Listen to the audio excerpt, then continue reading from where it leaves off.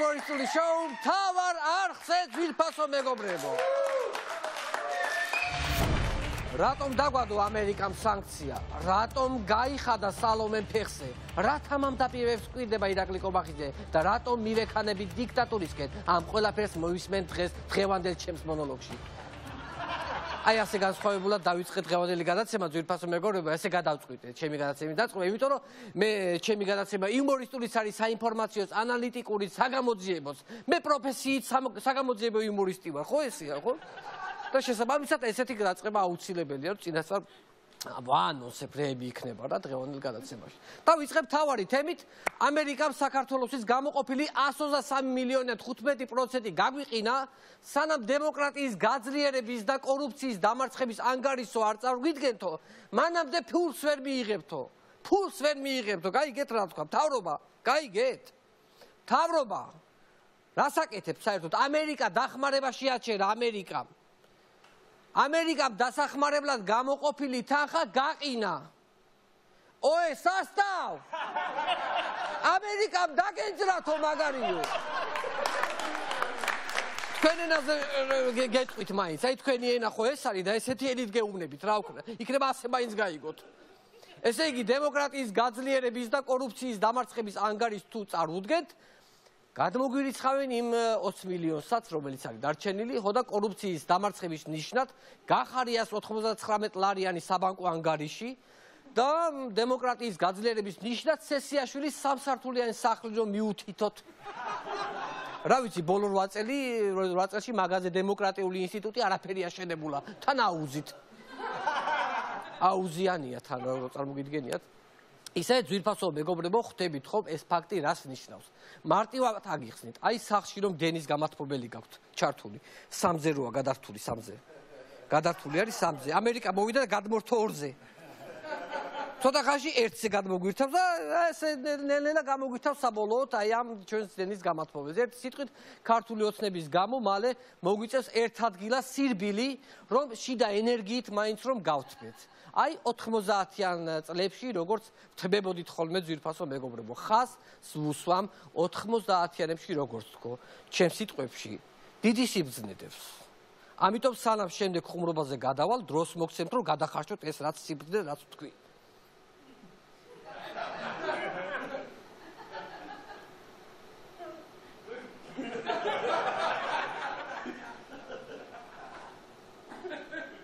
გადახარშეთ? კი ბატონო, ახლა გავაგზელებ, იმიტომ რომ მეტი თუ ამ ვადაში თუ ვერ მოასწავლეთ გადახარშვა, მე აზრი არ აქვს, ვეღარ გადახარშვა. ამიტომ ზუსტი დრო იყო ეს მოცემული. მოკლედ, უკვე არც ერთ ქვეყანას აღარ ვაინტერესებთ, არავის პარტნიორები ჩვენ აღარ ვართ, ინვესტიციას არც ერთი ქვეყანა აღარ დებს ჩვენში, არავის სურს ჩვენ სახელმწიფოსთან საქმის დაჭერა. ერთი სიტყვით ყველა მიწა მოგვაყარა, მაგრამ ამ მიწის მოყრითაც რაღაც ხო კეთდება რა. რაღაც კეთდება, თან რა არის იცი, აი სიმშვიდეა ქვეყანაში რა. ყველაზე ძალიან ეს მომწონს ხოლმე ქოცებიდან ეს ფრაზა არის, რომ სამაგიეროდ მშვიდად რა. ჩვენი დასავლელი პარტნიორიდან გადავიდეთ ჩვენ ჩრდილოეთ მეზობელზე, ვლადიმერ პუტინმა კონსტიტუციაში ცვლილება შეიტანა და მას 2036 წლამდე შეეძლება ქვეყნის პრეზიდენტი იყოს. პუტინის საცდაობით მე მაგალითად ვიწვევი ხოლმე. ძალიან პატიოსანი ადამიანია. მე მასეთი პატიოსანი ადამიანი მეორე არ მინახავს. ხო შეიძლება პირდაპირ თავი გამოაცხადოს მეფეთან, იმპერატორად. არა. კაცი დგას, რამდენი წვალობს, კონსტიტუციას ცვლის, რომ ამ უხერხულებაში არ ჩააგდოს რუსეთი და რუსეთის მოსახლეობა და ესე წვალობს და აი ნაბიჯ აკეთებს აი ყველაფერს. ერთი სიტყვით ჩვენი საშველი არ არის ძვირფასო მეგობრებო. იმდენი ხანი აპირებს პუტინი ხელისუფლებაში ყოფნას, რომ ჩვენს გვაბერებს. ეგ რო წავა მე ვიქნები 54 წლის. ერთი სიტყვით არ ვიშლებით მეგობრებო, კიდევ 16 წელი ვაგრძელებ ჩვენი ქვეყნის დამოუკიდებლობისთვის ბრძოლას. მოდი ჩვენსაც მივაქციოთ ყურადღება. რა შვება სად არის, სად დადის? ბოლო მონაცემები ჩვენი მოგზაური პრეზიდენტი რაჭა ლეჩხუმის მხარეში იმყოფებოდა, ამის ამსახველი ფოტომასალა არსებობს და ვიდეოც არსებობს. მოდი ჯერ ფოტო ვნახოთ რა. ეს ფოტო ლეჩხუმშია გადაღებული, ვიზიტის ბოლოს ლეჩხუმელებმა თხოვესო თუ არისო საშუალება ეგ ჭრელი კაბარო დაგვიტოვოთო. შაშს აფთხოვსო და მოსავალი რო არ შეგვიჭამოსო, აი თხოვეს ქალბატონს. აი ასე დადის, არ ადარდებს არაფერი. თან ქართულ ტრადიციებს ეცნობა, ტრადიციები უნდა რომ ისწავლოს. იქ ვენახი მოინახულა, იქეთ მარანი დაათვალიერა, იქეთ ალბათ ქართულ სადღეგრძელოებს სწავლობს სუფრაზე და ამეებს რომ ისწავლის, მერე მიდის მეზობელ სოფელში გოგოს მოსატაცებლად. მეზობელი ბიჭისთვის, იმიტომ რომ ეგეც ხო ტრადიციის ნაწილია ჩვენი ქვეყნის. მოდით ახლა ვიდეოც ვნახოთ, ძვირფასო მეგობრებო. გამოვიყენოთ ეს ზაფხული, როცა ბევრს სხვაგან წასვლა არ შეუძლია და ბევრს საქართველოში შეუძლია იმოგზაუროს.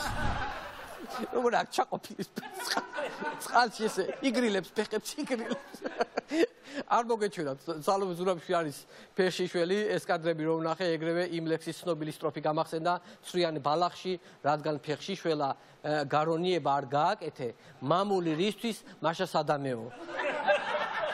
არა, ორიგინალში ის სხვანაირად წერია, მაგრამ სალომე რო დავინახე, ინსტინქტურად ასე გამახსენდა ეს ლექსი, ასე არეულად მოვყევი.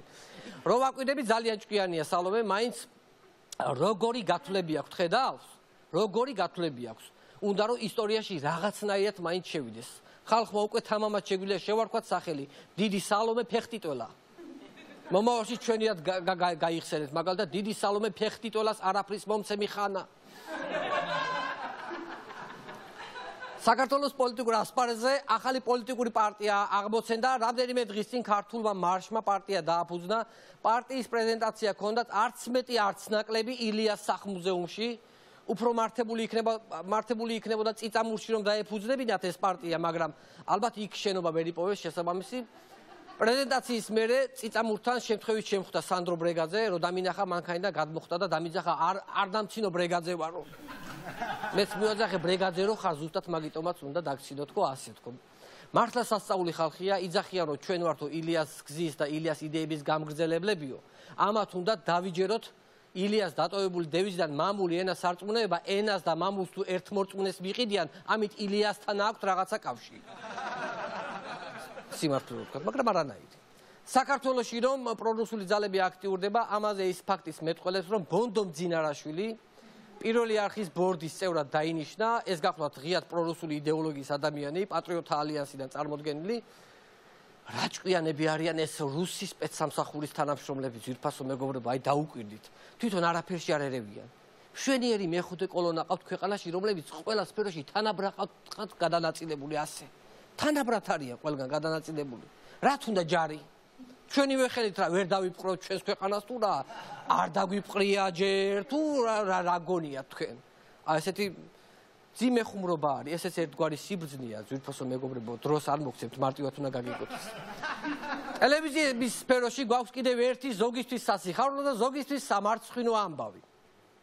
კომუნიკაციების მარეგულირებელმა კომისიამ პარლამენტში წარადგინა საკანონმდებლო ინიციატივა, რომლის დამტკიცების შემთხვევაში მათ ნებისმიერ ტელევიზიაში რამე თუ არ მოეწონათ ტელევიზიაში, სპეციალური მმართველის დანიშვნის უფლება ექნებათ. ანუ შემოიყვანენ ვიღაცა დირექტორი და დაგისვავენ. ესე იგი ტელევიზიაში შეიძლება მმართველი ჩაანაცვლონ რაღაცა კადრით. ანუ ხელისუფლება აპირებს პაატა სალიას სერიულ წარმოებას. იმან რო არ გაამართლა ერთ ტელევიზიაში, ახლა სერიულად უნდათ რომ ყველა ტელევიზია მოიცვას პაატა სალიამ. ბიძინა ივანიშვილი კვლავ არ ჩანს, მაგრამ პერიოდულად გვახსენებს ხოლმე თავს, რამდენიმე დღის წინათ შეგვახსენა თავი გურიაში, კერძოდ კი შეკვეთილში, რომლის მიმდებარე სოფლები ელოდებოდნენ, სოფლის მოსახლეობა ელოდებოდა წყლის შეყვანას ელოდებოდა და აღმოჩნდა, რომ წყალმომარაგების სისტემა, რომელიც გაყავდა და რომელიც დაჯდა 80 მილიონი ჩვენი ფული ხალხის, თურმე მიემართება სასტუმრო პარაგრაფის მიმართულებით. და არ არის გათვლილი მოსახლეობაზე. ანუ ბიძინამ შეიყვანა თავისთვის სასტუმროში ეს 80 მილიონიანი წყალი. ანუ ხალხი ვერ დააერთებს ამ სისტემაზე თავის წყალს. შეკვეთილის გამგებელსაც არ უნდა ეხლა რომ ბიძინას მილზე ხალხმა დააერთოს მილები, იმიტომ რომ მერე პარაგრაფში წყლის წნევა დაეცემა, რაც ნიშნავს იმას, რომ ავტომატურად ეცემა გამგებლის წნევაც. შესაბამისად არ აწყობს. ესე იგი 80 მილიონი დაიხარჯა წყლისთვის და აღმოჩნდა, რომ ბიძინამ შეიყვანა თავისთვის სასტუმროში. ეს იმას გავს ბიუჯეტის ფულით ჩინოვნიკები თავის სახლამდე რო გზას აგებენ ხოლმე, ხო ვიცით ესეთი სიტუაცია. ერთი სიტყვით ბიძინა ივანიშვილს ფული რომ არ ჰქონოდა, უეჭველი ცირკში იმუშავებდა ძვირფასო ტელემაყურებლობა, ეგ ტრიუკებს აკეთებს, რომ არ დაესიზმრება არც ერთ ილუზიონისტს. 80 მილიონი ხალხის ფული საკუთარ სასტუმროში წყალი შეიყვანა ძვირფასო მეგობრებო მეტი შოუ რა გინდათ თან ხალხის გაოცებულია გაბრაზებული კი არ არის გაოცებულები არიან ეს რა გააკეთა მაგრამ რა მასშვიდებს იცი მე რაღაც ხო კეთდება ამ ქვეყანაში არა აი ეს მომშვიდებს მე მინდა მოსახლეობა დავამშვიდო არა ხალხო არ იფიქროთ რომ მოგატყუეს სინამდვილეში თქვენთანაც შემოიყვანა წყალი ბიზნა იმიტომ რომ ბიზნა ყველაშია ბიზნა თქვენშია ბიზნა ყველგანა ქვეყანაში ეკონომიკური და სოციალური მდგომარეობის გაუმჯობესების ნიშნები ჯერჯერობით არ ჩანს პროდუქტებზე რეკორდულად გაზრდილია ფასები მაგალითად წიწიბურა 122%-ით გაიზარდა ხილი 46%-ით რძის პროდუქტები 17%-ით მე მგონი ეს მთავრობა ცდილობს სარწმუნოებად შეგვიცვალოს ჩვენ აბა ფასებს რო უყურებ მარხვის დაცვა უფრო ძვირიჯდება ვიდრე ცოდვის ჩადენა მე მაინც იმეც ვიტოვებ რომ ქვეყანაში ყველაფერი გამოსწორდება რადგან ირაკლი ყობახიძემ ძალიან დამაჯერებლად განაცხადა რომ ამ არჩევნებზე სიაში იქნებიან ძველი და ახალი სახეები ჩვენ გვექნება რეალისტური დაპირებები და ჩვენ გვექნება თამამი განცხადებებიო აქ იმდენი ინფორმაცია ცალ-ცალკე უნდა გავარჩიოთ დავიწყოთ ახალი სახეებით სიაში იქნებიან ძველი და ახალი სახეებიცო ანუ თვითონ ირაკლი ორივე შემთხვევაში ხვდება სიაში ძველი თავისთავად და ახალი იმ შემთხვევაში თმას თუ შეიჭრის და გამოაჩენს, იმიტომ რომ არ ვიცით როგორ გამოიყურება რეალურად სინამდვილეში, ამიტომ ახალ სახედ შეიძლება ჩავთვალოთ. ისე რა საინტერესო ვინ იგულისხმა ირაკლიმ ახალ სახეებში. ნეტა ვინ არის ის ახალი სახეები? ვინ არიან? ვინ არიან ეს ახლები? ნუ თუ ის არის ძალიან მოუხდა კომულებს მერი აი ამ ვიდეოს. ახალ სახე შეიძლება მათიკაშვილიც იგულისხმა, ერთადერთი ახალი სახე მათიკაშვილი ყავთ. არა მესმის რომ მათიკა ახალი სახე არაა, მაგრამ მაგას სახე აქვს ისეთი ყოველ წელს ექვემდებარება განახლებას ძვირფასო მეგობრებო. გადავიდეთ ყობახიძის შემდეგ ფრაზაზე, ჩვენ გვექნება რეალისტური დაპირებებიო. ესე იგი, ამით ხაზი გაუსვა იმას, რომ ადრე რაც გქონდა, ის არარეალისტური იყო და გატყუებდითო.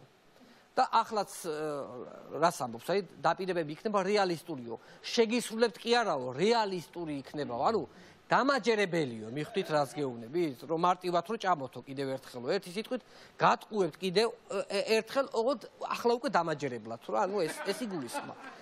შემდეგი ფრაზა, ჩვენ გვექნება თამამი დაპირებები, რეალისტური და თამამი ხო თქვა? აი რას ნიშნავს თამამი დაპირებები? თამამი სავარაუდოდ წინა საარჩევნო დაგვირეკავენ და ასეთ ტექსტს მოვისმენ, ქვეყანაში ვაქრობ ჩუქს და ჩვენ მოვდივართ ხელისუფლებაში. ნელ-ნელა ვავსებთ თქვენს მაცივებს სხვადასხვა პროდუქტებით, 79%-ით გაიზრდება ეკონომიკა.